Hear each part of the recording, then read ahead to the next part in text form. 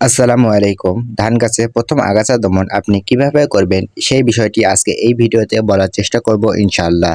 ধান গাছে প্রথম আগাছা দমন এটি আপনারা ধান লাগানোর সময় থেকে ৭ দিন পর্যন্ত করতে পারেন।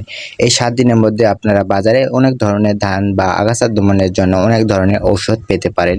সেই ঔষধগুলোর মাধ্যমে আপনারা ধান গাছে আগাছা দমন করতে পারেন।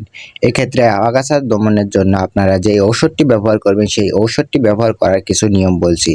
আমি নির্দিষ্ট কোনো ঔষধের নাম বলছি না, কারণ এটি আমাদের একটু সমস্যা হতে পারে। এজন্য আপনার এলাকায় যেটি সকলেই ব্যবহার করে সেই ঔষধটি আপনি ব্যবহার করতে পারেন, যেটি আপনার মনে হয় কার্যকরী সেই ঔষধটি আপনি ব্যবহার করতে পারেন।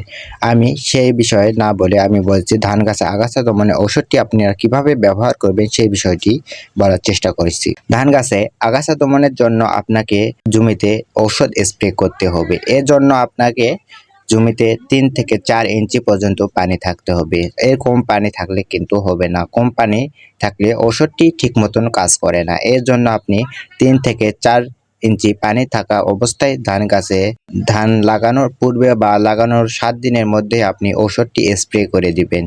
এই ঔষধটি স্প্রে করার মাধ্যমে আপনার জমির আগাছা অনেক কম হবে। এর জন্য আপনারা এই ঔষধটি ব্যবহার করতে পারেন। যে ঔষধগুলো ব্যবহার না করলে আপনার মেলানি খরচ বা অনেক খরচ হবে ধান চাষে।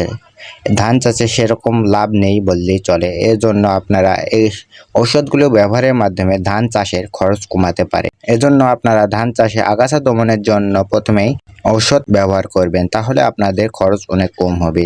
আজকে এই পর্যন্তই ভিডিওটি থাকছে। ধান সম্পর্কে যে কোনো বিষয় জানতে আপনারা এই ভিডিও নিচে কমেন্ট বক্সে কমেন্ট করুন।